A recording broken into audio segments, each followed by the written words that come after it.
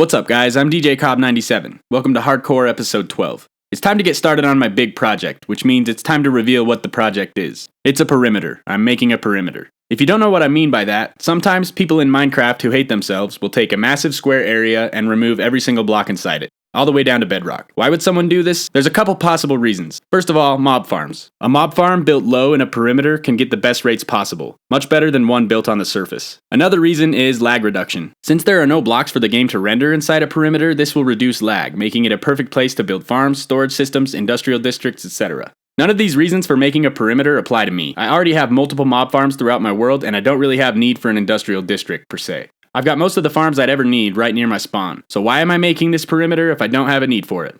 Because I want to. So, how do I do this? I'm sure as hell not gonna mine the perimeter by hand. That would literally take years. There are machines I can build to help me get this done. Let's pop into a creative world real quick so I can show you what I mean. This massive contraption is called a World Eater. This one was designed by legendary motherfucker Ilmango. The top part is a massive array of TNT flying machines. The bottom part is a massive liquid sweeper. It will fly back and forth, exploding every single block layer by layer. When the machine makes it to the return station on one side, it will push the entire machine down by one block and send it back the other way. That sounds pretty awesome, right? This machine will do all the work for me. Unfortunately, it's not as simple as just building the machine. First, you have to dig 4 trenches around the perimeter of the perimeter. The World Eater can't blow up the blocks directly underneath it, so these trenches will give it clearance to lower itself all the way down. This is a trench digger. It's a TNT flying machine just like the World Eater, but with some differences. First of all, there's no liquid sweeper, so I have to clear out all the water and lava in the trenches myself. Also, the trench digger doesn't automatically lower itself. This means I will have to build and run this machine multiple times at lower heights. Just like the World Eater, the trench digger will not blow up the blocks directly beneath it. This means I have to dig a trench for the trench digger in order to rebuild it below itself. Now, this mind-blowing contraption is an invention of my own. Hopefully Ilmango doesn't get jealous of this design. What we have here are some dispensers full of TNT facing down connected by redstone. I can push a button to deploy TNT. This is the trench digger for the trench digger. Speaking of the trench digger, I have another issue. Most of the area I've chosen for my perimeter is underwater. Before I can even run the trench digger, I'll need to drain the water in the trenches. This is a little contraption that will allow me to place sand quickly and conveniently by just holding right click. With it, I can quickly build up some sand walls to create strips of water I can then remove. This is a basic water sweeper. It will remove a 5x2 block strip of water, and I can connect as many as I want to make an even wider one. Alright, I think I've given you guys enough information to understand what I'm doing here. Let's get to it. Yeah, I'm going to take this shulker box full of scaffolding because we're going to be getting rid of a lot of lava. And then we need a beacon. We also need probably like a whole shulker box full of snow, honestly. So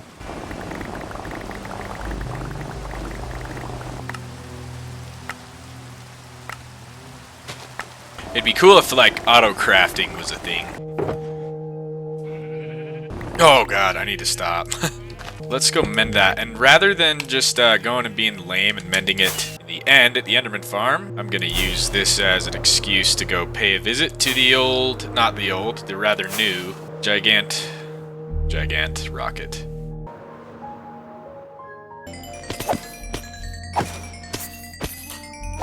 I guess it's probably time to head down to the project zone. Oh, we need an actual beacon as well. I'm gonna have to spawn a wither. If this wither gets popped loose, that'll be fun.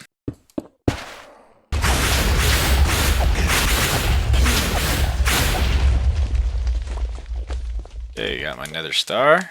Ooh, it's a full moon, damn! Time to go run the farm. To the swamp.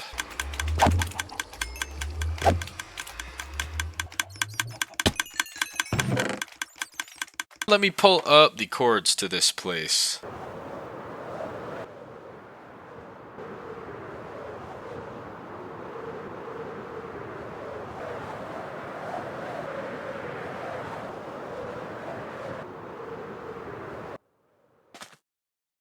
I've not lit the portal yet. I'm gonna keep it that way.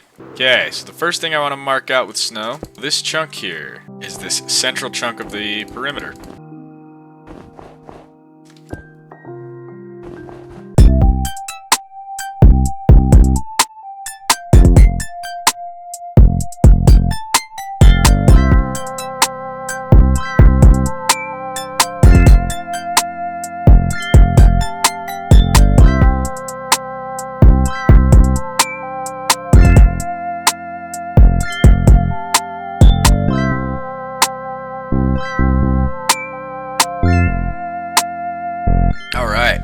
I think I just want to cut down a few of these and then all of the bamboo.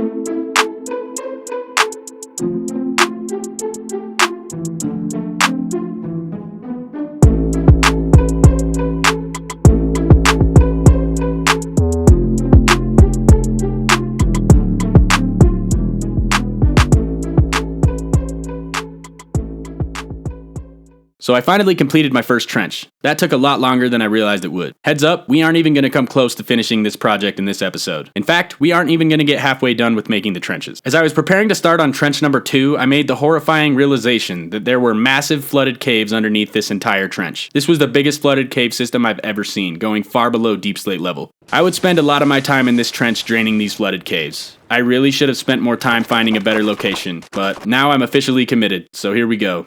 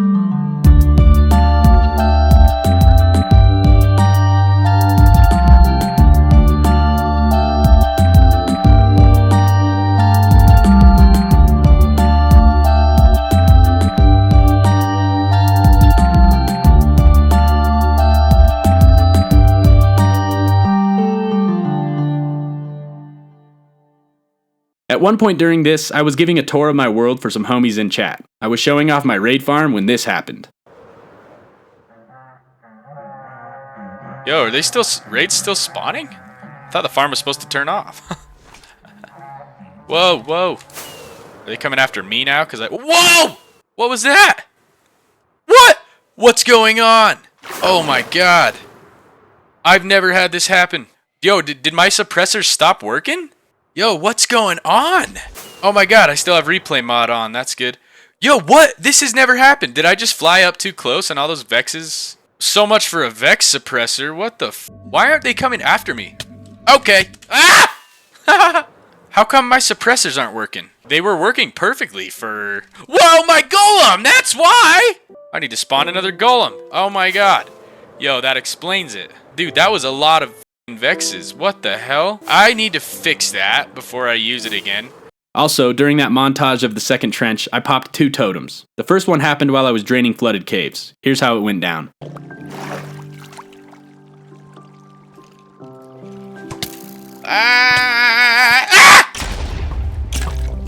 Get out of here, DJ. Look at that. Oh my god. Oh! Alright. Just popped my second totem on day 858. Not good. I really gotta stop being so reckless. I'll put this totem there. 858.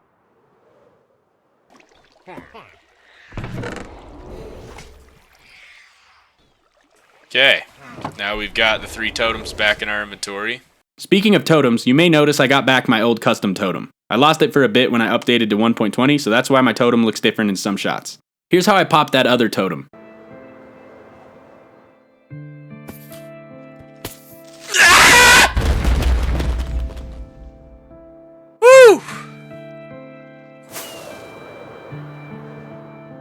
So I thought at first that I had drained all the flooded caves, but when I ran the trench digger, it exposed even more massive flooded caves. I made a big realization here. This project is going to take hundreds of Minecraft days, maybe over 1,000. This is a problem because at this point I only had about 100 days left before I would hit day 1,000. I do not want to be in the middle of a massive project when I hit the 1,000 days milestone. I wanted to have more to show for surviving this long in my hardcore world. So I made an executive decision to halt progress on the perimeter and take a detour for the next little while. I stopped playing in my world for a couple days so I could spend some time planning out some smaller projects to do until I hit day 1,000. After that, I will return to the perimeter and finish it, however long it's going to take. Sorry guys, this is a weird end to an episode, but stay tuned for the next one. We're going to hit 1,000 days survived. Thanks for watching.